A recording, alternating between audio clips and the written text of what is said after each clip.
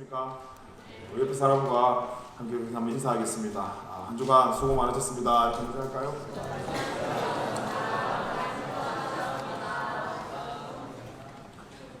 한국은 어버이 주일, 어버이날 하나밖에 없지만 호주는 마더스데이가 따로 있고 파더스데이가 따로 있어요. 저는 금요일인 줄 알았는데 오늘이 호주의 파더스데이입니다. 저 왜 금요일인 줄 알았냐면 금요일날 애들이 학교 갔다 오니까 저한테 막 선물을 주더라고요. 그림 스케치북에다가 뭐 이상한 거 그려가지고는 이렇게 뭐 I love daddy 이래가지고는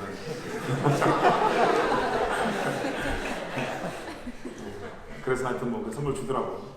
그래서 이거 뭐야 그러니까 Father's Day라고 학교에서 만든 거라 그래요. 그래 고맙다면서 받고 있었는데 와이프가 집에 왔어요. 와이프가 저한테 오늘 애들이 학교 갔다 와서 선물 안 줘? 그래. 줬지. 보여줬어요. 그럼 알고 다른 거 안 줘? 그래. 안 줬는데 왜? 그러니까 학교에서 파더스데이가 되면 마더스데이도 그렇고 학교에 그런 문구점이 하나가 있어요. 그래서 돈을 가지고 오면 거기서 선물 줄 수 있는 그런 종류들이 몇 개가 있어요. 이제 그걸 산다고 애들이 아침에 돈을 받아갔다는 거예요. 그래서 괘씸하잖아요. 불러서 야 너들 엄마한테 돈 받아갔다며. 뭐 돈 받아서 뭐 샀어. 그러니까 이제 그때서 이제 가방을 지금 끌고 와서 여는데 분명히 엄마한테 돈 받아갈 때는 아빠 선물 사간다고 받아갔는데 정작 그 돈을 들고 문구점에 가보니까 자기가 사고 싶은 게 너무 많은 거예요. 저들 사고 싶은 걸 샀더라고요. 볼펜도 내가 들고 다니면 전혀 안 어울리는 그런 볼펜. 컵도 내가 들고 다니면 정말 사람들이 욕할 만한 그런 컵. 그걸 사서 자기 가방에다가 탁 넣어놨더라고요. 그걸 보는데 마음이 막 좀 어렵기도 어렵고 얘들이 편지를 써이 편지는 진심일까 싶기도 하고 근데 여러분 그 아이들이 한 행동이 어쩌면 또 내가 하나님 앞에 하는 행동은 아닐까 하는 그런 생각을 한번 해보게 되었습니다.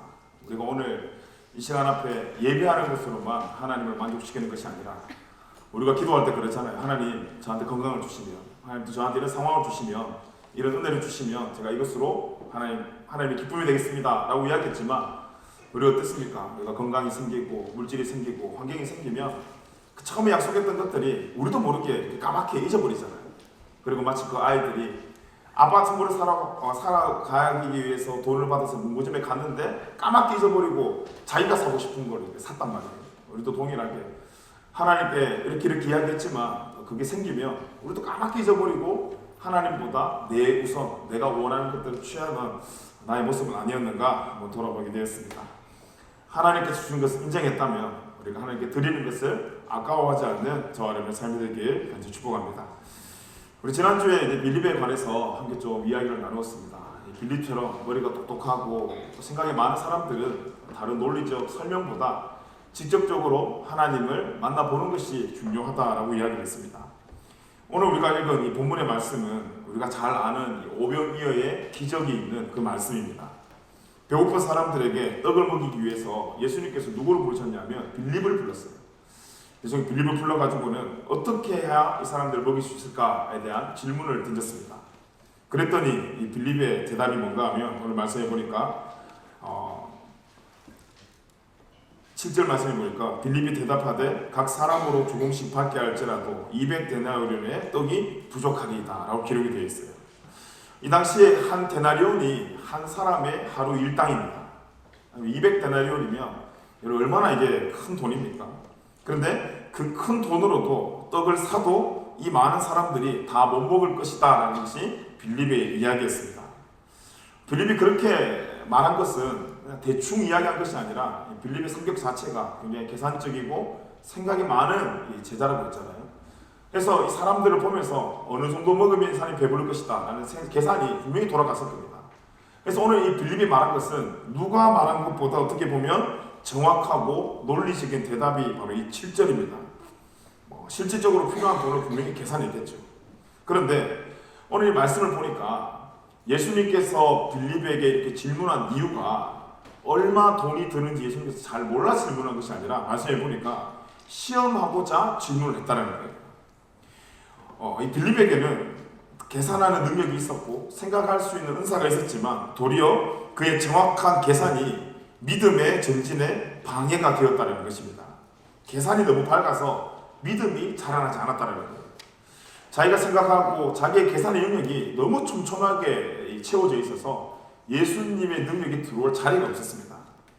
여러분, 기독교가 그렇다고 해서 생각이 없는 종교는 아니지만, 하지만 빌립 같은 사람은 생각을 조금 덜 할 필요가 있습니다.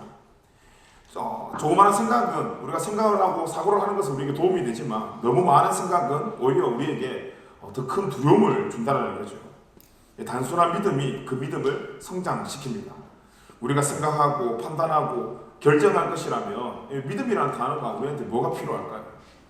빌립은 이 결정적으로의 약점이 뭐였냐면, 그 모든 판단과 생각과 계산에 세상의 정확성은 있었지만 예수님이 전혀 개입되지 않았다는 거예요. 그런데 이 앞에 우리가 처음에 빌립의 모습을 봤을 때 와서 보라라고 설명한 이 빌립이 머릿속에는 그리스도가 있었지만, 이제 오늘 이 오병이의 사건을 보며 삶 가운데 그리스도를 대입시키지 않은 모습을 우리가 바라볼 수 있습니다. 어쩌면 이 빌립의 모습이 저와 여러분의 모습일 수가 있습니다.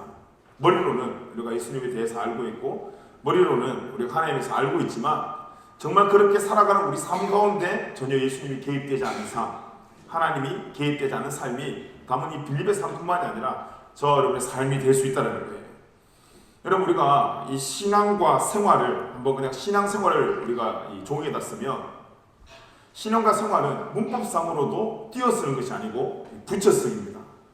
그런데 글자만 문법상으로만 붙여쓰기가 아니라 신앙생활 자체가 이런 붙을 수밖에 없어요. 신앙 따로 생활 따로가 아니라 신앙과 생활은 붙는다라는 거예요. 그런데 대부분 사람들이 신앙과 생활이 따로인 줄 알아요.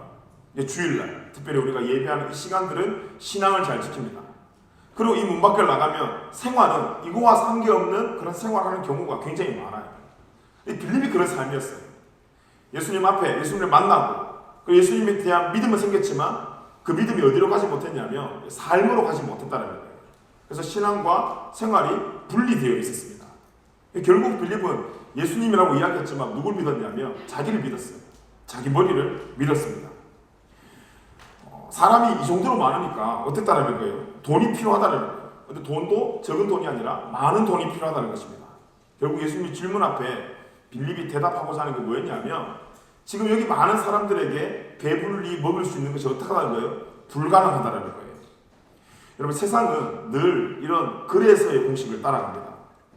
우리도 직업을 구하다 보면 한국에서든 여기서든 너는 이 사람보다 상대적으로 좋은 대학 나오지 않았잖아. 너는 영어 잘 못하잖아. 넌 이렇잖아. 그래서 너는 불합격이야. 이런 쓴잔을 우리가 얼마나 많이 마셨습니까? 넌 나에게 이렇게 했잖아. 너 나한테 이렇게 말했잖아. 너 나한테 이렇게 행동했잖아. 그래서 나도 너한테 이렇게 할래. 세상은 이 그래서를 굉장히 중요하게 여깁니다. 그런데 우리 말씀 한번 보면 하나님은 그래서의 하나님이 아니에요. 제가 참 하나님에 대한 이 성품 중에 가장 좋아하는 이 접속사의 성품이 뭐냐면 바로 이 그러나입니다. 왜냐하면 우리가 무언가를 만들고 우리가 열심히 하더라도 그 열심히 구원에 하나님의 어떤 능력 앞에 아무것도 아니라는 거예요. 그리고 우리가 우리의 삶 가운데 전진적인 삶을 위해서 열심히 살아가고 있지만 하나님 앞에 구원받을 수 있는 이유는 내가 세상에서 무언가를 성공해서 그래서 우리가 구원을 받는 것이 아니다라는 거예요. 그런데 우리가 항상 이 그래서를 따지고 그래서라는 이 문화 속에 살아가고 있지만 우리의 삶을 한번 잘 돌아보면 정말 우리의 모든 삶의 값이 그래서의 삶으로 귀결되는 삶이 아니라는 것을 우리의 삶을 돌아보면 알아요. 우리가 좀 이렇게 워킹 와서 처음에 직업을 잘 못 구하면 이 통장이 바닥에 나기 시작하지 않습니까? 이 돈이 없어지기 시작해요. 그럼 당연히 그래서의 공식을 따라가면 이 돈이 떨어졌어요. 그래서 어떻게 해야 돼요? 돌아간다거나 밥을 굶는다거나 이런 이 공식이 나와야 되는데 우리가 삶을 살아가다 보면 돈이 없고 힘들지만 그래서 우리가 망하는 것이 아니라 그럼에도 불구하고 우리 삶 가운데 은혜가 있어요.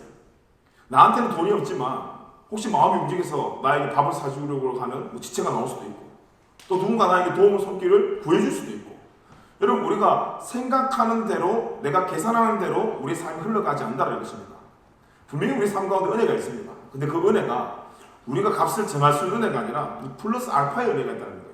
이 은혜가 1이 될 수도 있고 100이 될 수도 있고 1000이 될 수도 있고 그래서 우리는 우리의 계산대로 우리의 계산만 철저하면 살아갈 수 있다고 생각하지만 철저하게 우리가 계산하는 것 같지만 우리가 계산할 때 빠뜨리는 공식이 너무나 많다는 겁니다. 우리가 한번 보세요. 우리가 오늘 하루에 대한 계획을 다 잡았어요. 1시에는 누굴 만나고 2시에는 누굴 만나고 오늘 뭘 먹고 어떻게 해야지 라고 계획이 정확하다고 해서 그 계획대로 가는 것은 아닙니다. 왜냐하면 계획 짜는 것은 우리의 영역이지만 그 계획 앞에 움직여 나가는 모든 이 세상의 영역은 하나님의 영역이 아닙니다. 우리의 생명을 주관하시는 분도 하나님. 아무리 계획을 우리가 잡아도 우리 코끝에 호흡이 딱 멈추는 순간 그 계획은 이제 이루어질 수 없는 계획일 수밖에 없다는 거예요. 근데 빌립은 자기 머리를 믿었어요. 하나님에 대한 믿음도 있었고 신뢰가 있었지만 그 신앙이 있는 하나님 있는 그곳에서 뿐이었지 하나님과 떨어진 그러니까 예배 시간과 떨어진 삶 가운데는 그리스도를 개입시키지 않았다는 것입니다. 근데 여러분 성경을 한번 잘 보세요. 성경에는 하나님이 우리가 다가오실 때 그래서라고 다가오기보다 항상 그러나의 하나님으로 다가오는 경우가 굉장히 많습니다. 요즘 우리가 휴대폰에 이제 성경 어플 보면 좋은 기능이 많잖아요. 검색란에다가 여러분 그러나 참, 그러나 하나님이 혹은 뭐 그러나라고 한번 쳐보세요. 얼마나 많은 성경 구절이 나오는지 모릅니다. 그 구절을 볼 때마다 미처 우리가 우리의 삶에 얼마나 하나님을 빼고 계산하며 살아갔는지를 깨닫게 된다는 거예요. 우리가 먼저 창세기 31장을 한번 보면 7절 말씀에 이런 말씀이 있어요. 좀 읽어보겠습니다. 시작. 그대들의 아버지가 나를 속여 품삯을 10번이나 변경하였느니라. 그러나 하나님이 그를 막으사 나를 해치지 못하게 하셨으며 우리가 잘 아는 야곱의 이야기입니다. 호환방탕하게 살던 것처럼 보였지만 야곱의 머릿속에 뭐가 있었냐면 항상 하나님이 있었어요. 장인 라반에게 얼마나 많은 사기를 당했습니까? 10번이나 사기를 당했습니다. 상해당한 이유가 뭐냐면 라반이 야곱이 가지고 있는 모든 재산을 빼앗기 위함이었어요. 그렇게 사기를 치고 10번이나 사기를 당했으면 야곱이 가지고 있던 모든 재산이 없어지고 야곱이 망했어야 되는데 그 순간 누가 개입됐냐면 그러나 하나님이 개입되셨어요. 그래서 결국은 야곱을 해치지 못하겠다라는 것입니다. 여러분 이게 중요해요.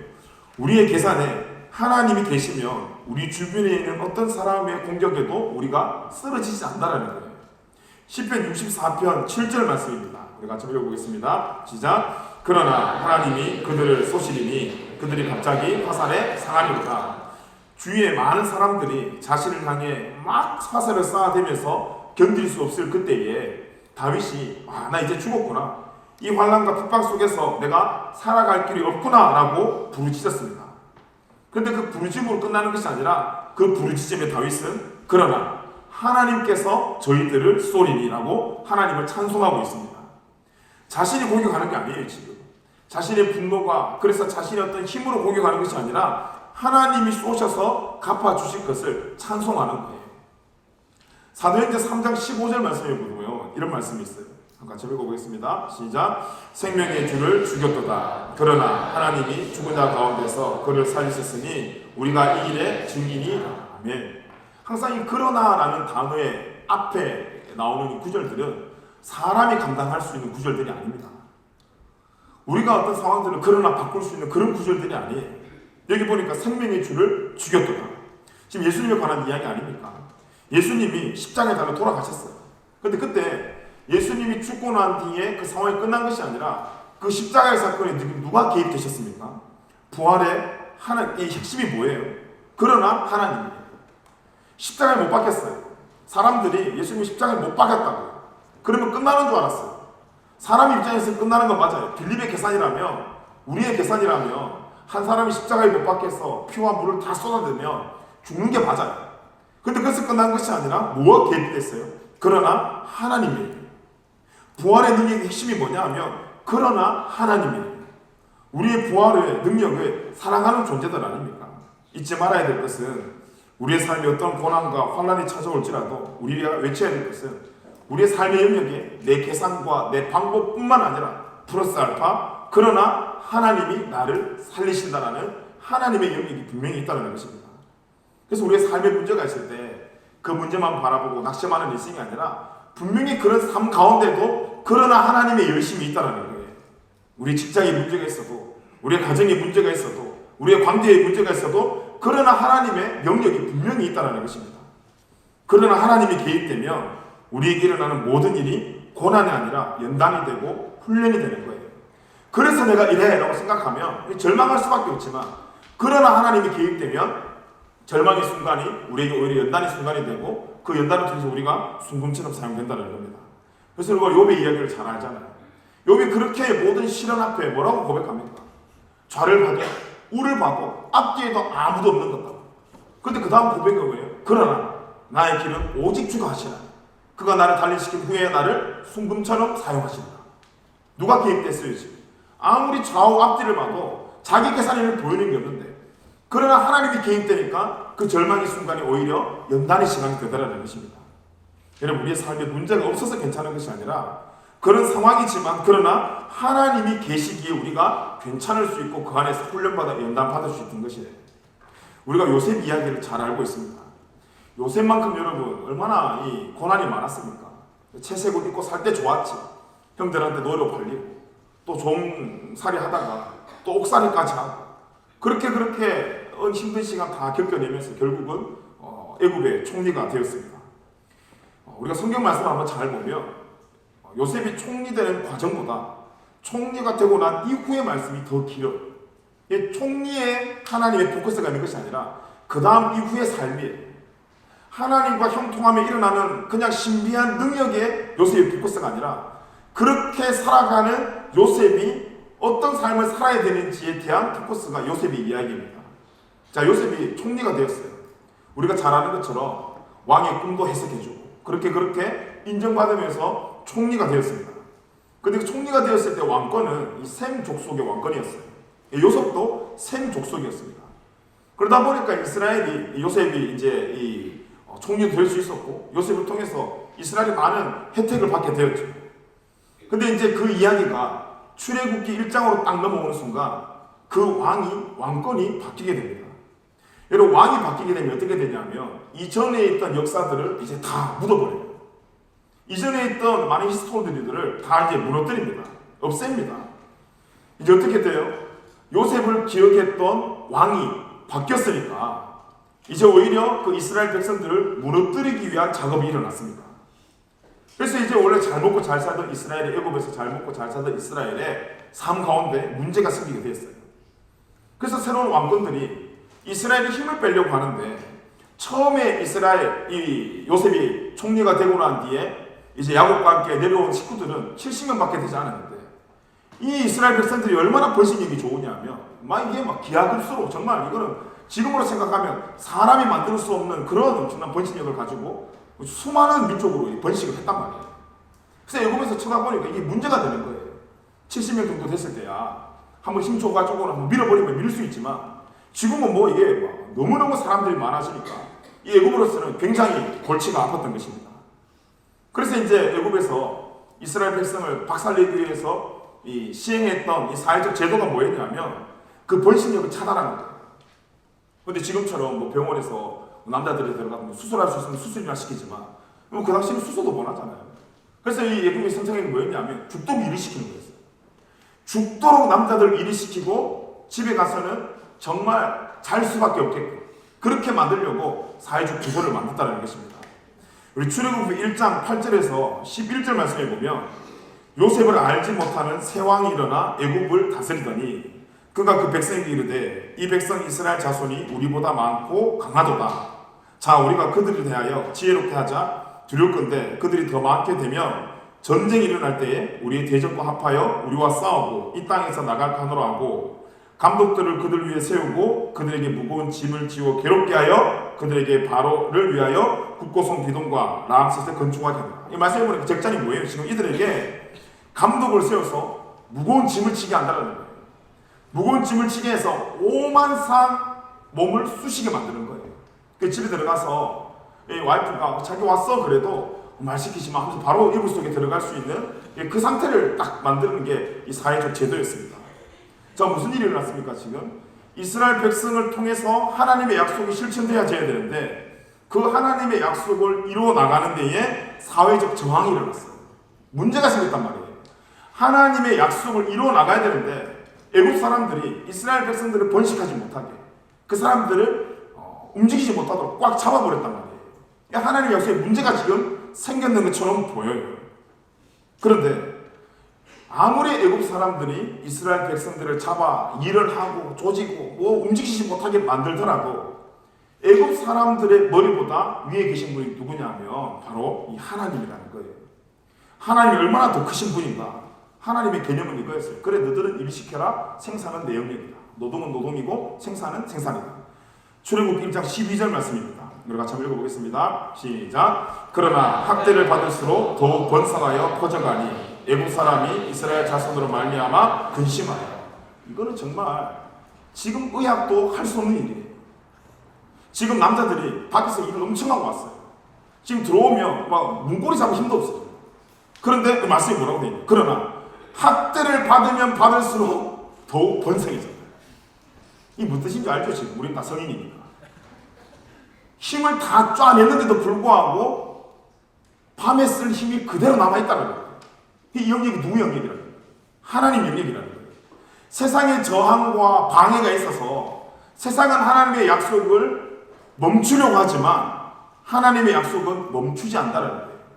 하나님의 약속이 멈추지 않는다라는 것을 설명하기 위한 접속사가 뭐냐? 그러나 일터에서 죽도록 일하고 집에 가서 서 있을 힘도 없어야 되는데 오히려 힘이 솟아나 그들의 번성력이 더 좋아졌다는 겁니다. 여러분, 세상의 어떤 어려움과 공격에도 하나님의 약속이 멈추지 않는다는 거예요.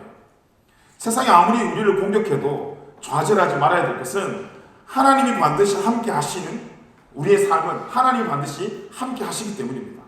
그래서 우리가 한 사람 한 사람이 그냥 그저 그런 삶이 아니라 나를 통해서 하나님의 약속이 이루어지는 삶이에요. 그래서 옆에 있는 사람의 삶이, 여러분, 우리가 눈에 보이는 삶이 다가 아닙니다. 지금 옆에 있는 형제가, 옆에 있는 자매가 이 사람들의 삶을 통해서 하나님의 약속을 지금 이루어 나가는 중이에요. 문제가 생겨도 저는 그러나 지금 이렇게 생겨놨잖아요. 그래서 이번 한 주간에 우리의 삶에 문제가 생기더라도 문제만 바라보고 끝나는 것이 아니라, 그러나 하나님이 우리의 삶에 개입할 것을 우리가 오늘 말씀을 통해서 듣고 발견하는 것이 중요하다는 것입니다. 혹시 여러분 삶 가운데 직장의 문제로, 비자의 문제로, 학업과 미래의 문제로 힘들지만, 그래서 포기해야 되나 싶지만, 그러나 나는 포기할 줄 몰라도 하나님은 포기하지 않았어요. 그래서 우리가 이 교리를 한번 보면 하나님께서 우리의 자녀, 너는 나의 자녀라 라고 이렇게 딱 찍으세요. 이게 뭐냐면 이 칭의예요. 근데 칭의에서 끝나는 것이 아니라 이제 너를 찍었으니까 너와 내가 하나님과 아들과 아빠의 자녀로서의 관계를 만드는, 스토리를 만들어 나가는 성화의 과정이 간다고요. 그 성화의 과정에서 스토리를 만들면서 어디까지 가냐 하면 영화의 과정까지 가는데, 그 성화의 과정을 우리 스스로가 가지 못하는 걸 아시기 때문에 하나님께서 한 가지를 더 넣으셨어요. 그 성화의 과정에 뭘 넣으셨냐면 견인이라는 걸 넣으셨어요. 말 그대로 견인차처럼 우리를 딱 걸어서 가는 거예요. 우리가 가만히 있다고 가만히 있는 것이 아니라 우리가 가만히 있어도 견인해서 우리를 끌고 간다는 것입니다. 그래서 우리는 낙심할지 모르겠지만, 우리는 포기할지 모르겠지만, 그러나 하나님은 우리를 포기하지 않으시고 끝까지 우리와 함께 하신다는 거예요. 그래서 하나님이 우리에게 다가오신 이유를 한번 보면, 그러나 우리에게 오신 것처럼 정말 우리가 하나님 앞에 그래서 하나님 저한테 복을 주세요라고 말할 수 있는 존재가 누구 있습니까?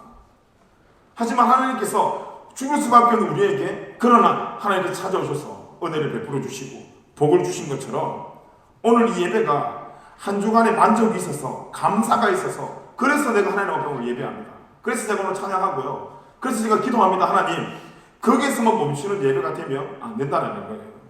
여전히 우리의 삶에 문제가 있고 우리 삶에 이렇게 이 연약한 문제의 삶들이 있지만, 그러나 우리는 오늘 주의 말씀에 의지하여서 예배하는 사람들이 되어야 된다는 겁니다. 저와 여러분 중에 그래서 예배하러 사람은 아무도 없어요. 그래서 하나님께서 우리에게 복을 주시는 것이 아니라, 그러나 하나님께서 끝까지 우리를 포기하지 않으시고 우리 인도하시는 것처럼 우리의 삶에 여전히 문제가 있지만, 그러나 내가 하나님이 우리의 삶의 주인임을 고백하며 예배하고 나아가는 저와 여러분의 삶이 되기를 같이 축복합니다. 여러분, 하나님의 일이 다 그렇습니다.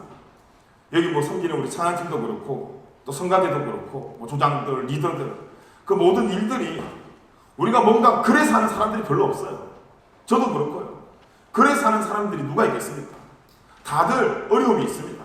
사역에 어려움이 있어요. 사역하다 보면 마음에 들지 않는 것도 있습니다. 이렇게 하고 싶은데 이렇게 안 되는 경우도 있어요. 근데 우리가 기억할 것은 사역은 제 일이 아니에요.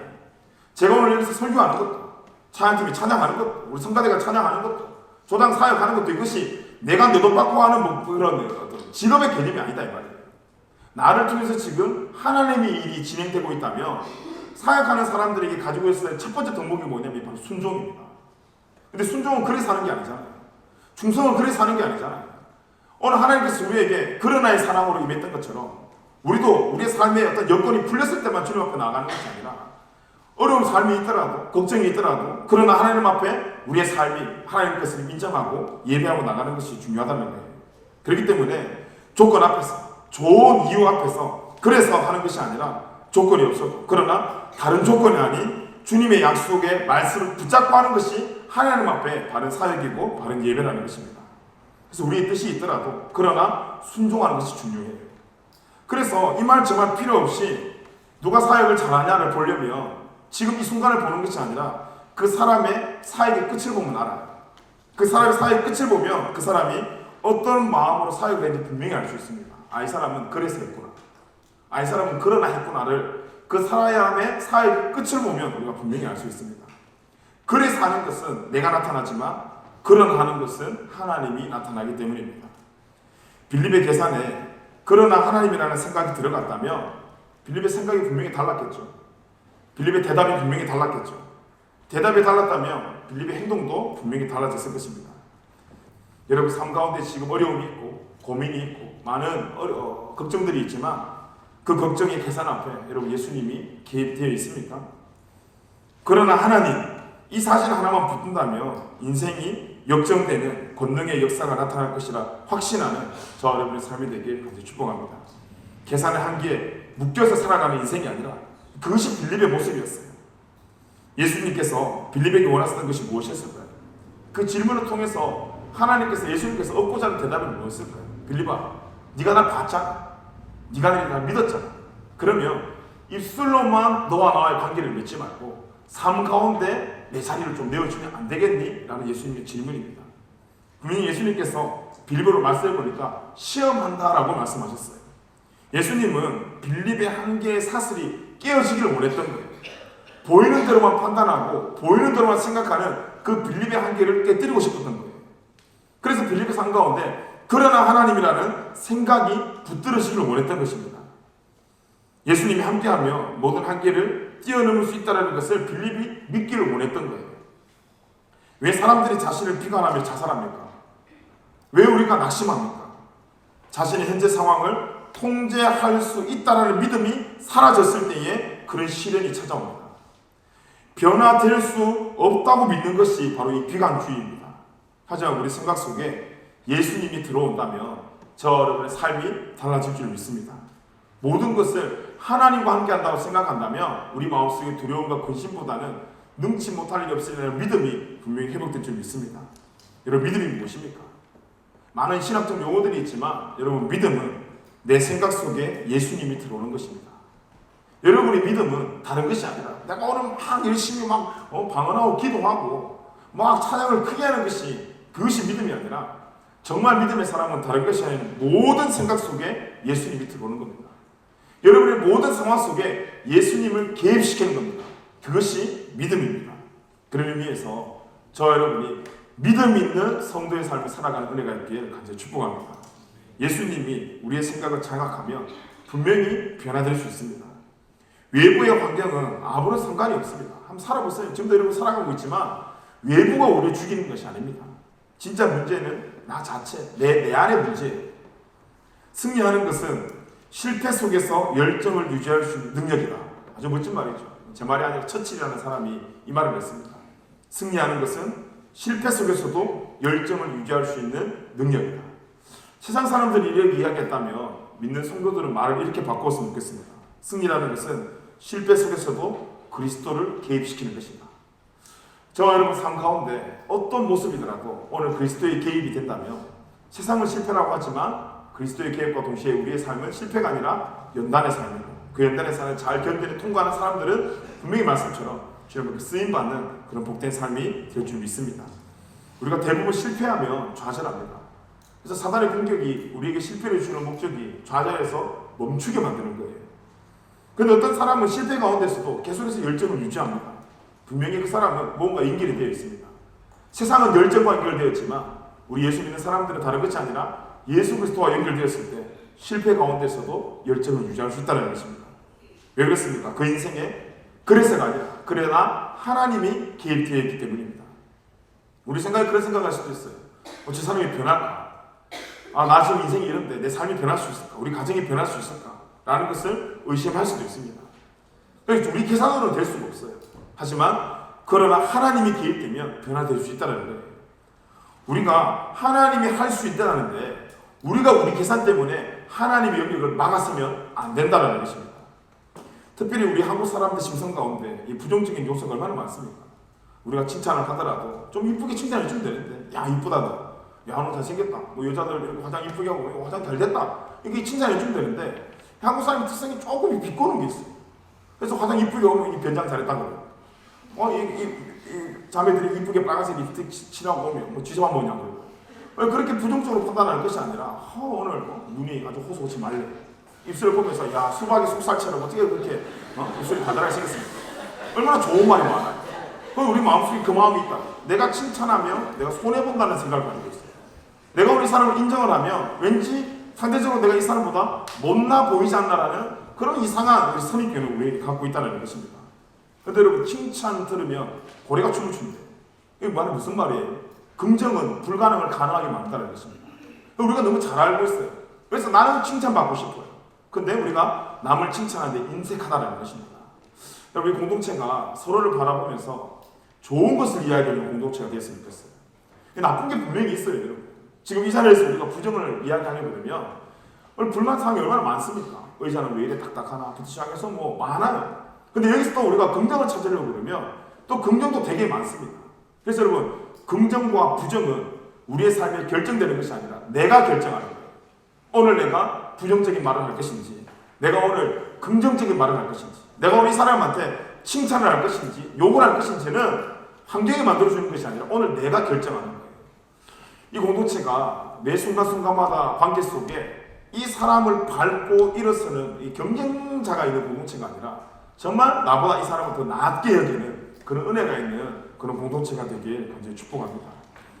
그래서 우리 공동체가 한 사람을 바라보면서 야, 이 사람은 안 돼. 이 사람 말 들어보니까 뭐 이렇게 한다던데 저렇게 한다던데 이 사람은 안 돼. 그래서는 안 돼. 라고 부정적인 말을 하는 것이 아니라 그럼에도 불구하고 그러나 이 사람한테도 그러나 이 공동체한테도 하나님이 개입됐다면 분명히 이 삶 가운데 소망이 생기고 또 이 사람도 분명히 기대받는 삶을 살 수 있을 거야. 함께 우리가 선포하며 살아가는 그런 공동체 되었으면 좋겠습니다. 오늘 말씀을 정리하겠습니다. 그러나 하나님이 역사하시면 변화됩니다, 여러분. 우리는 그것을 믿고 나아가는 것이 오늘 저와 같은 여러분이 예배를 드리는 이유입니다. 먼저 예수님께 가까이 나가야 됩니다. 빌립이 예수님을 먼저 만나봤던 것처럼 우리도 예배를 통해서 다른 것을 추구하고 다른 것을 만나고자 하는 것이 아니라 오늘 예수님의 실체를 만나야 됩니다. 그리고 그것을 보여주는 공동체가 되어야 됩니다. 그리고 모든 생각에 예수님을 집어넣어야 됩니다. 개입시켜야 됩니다. 그러면 우리 삶 가운데 열정이 생기고 삶 전체가 주 안에서 변화되는 은혜를 누릴 줄 믿습니다. 우리 모든 인생의 문제의 정답은 다른 것이 아니라 예수 그리스도의 우리가 함께 고백하며 이번 한 주가 내 삶에 그래서가 아니라 그러나 주님 말씀 의지하여서 말씀으로 들어가서 하나님 앞에 순종하고 영광 돌리며 은혜와 평안이 가득한 한 주간의 삶이 되길 간절히 축복합니다. 우리가 그래서 가는 거 아니에요.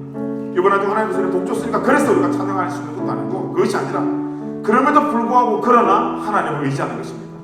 그래서 여러분, 그러나 끝까지 견디는 자에게 구원이 있다는 이 견딘다라는 말은 가만히 있는다는 말이 아닙니다. 간다라는 거예요. 그러나 간다라는 거예요. 하나님의 개입을 넣는다는 것은 하나님 저는 가만히 있을 테니까 하나님 움직이세요가 아니라 하나님 나 손잡아주면 그러나 간다라는 것입니다. 예수님의 개입은, 하나님의 개입은 이제 히어로가 나타났어, 나는 가만히 있으면 하나님이 다 하실 거야, 이게 아니라 주와 함께함에 내가 만족함을 누리고 그 주님과 함께 움직이는 것을 이야기하는 것입니다. 오늘도 이해 안 되고 고난에 많은 우리 인생들 앞에 포기하고 낙심하고 주저하는 인생이 아니라 주의 말씀 의지하여서 오늘도 믿음으로 묵묵히 맡겨진 우리의 삶의 길을 걸어가는 우리 모든 예배자들의 삶이 되길 간절히 축복합니다. 여러분 삶 가운데 분명히 하나님께서 함께 하실 것입니다. 여러분 제 머릿속에 마음속에 수많은 걱정과 두려움이겠지만 그 두려움과 걱정 앞에 질려드는 인생이 아니라 오늘 그 걱정과 두려움 앞에 그러나 하나님이라는 플러스 앞에 은혜를 대입시킬 때 분명히 여러분 삶 가운데 하나님께서 문을 열어주시고 하나님께서 우리의 삶을 인도해 줄 줄 믿습니다.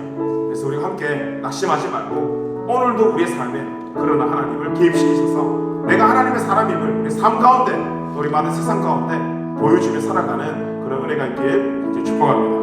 옆에 사람에게 그렇게 한번 축복했으면 좋겠습니다. 그러나 하나님께서 당신과 함께 하실 것입니다. 이렇게 한번 축복하겠습니다.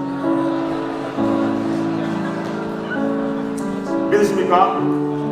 믿으세요? 네. 분명히 그러나 하나님께서 오늘도 당신과 함께 하시고 우리에게를 인도해 주실 것입니다. 우리는 그래서 그 하나님을 믿고 오늘도 묵묵하게 사명의 길을 예배자의 길을 걸어가며 그곳에 숨겨져 있는 은혜를 누리며 살아가는 그런 복된 삶이 되었으면 좋겠습니다. 우리 자리에서 일어나셔서 우리 함께 같이 찬양하고 저를 기도하겠습니다. 나는 오늘도 간에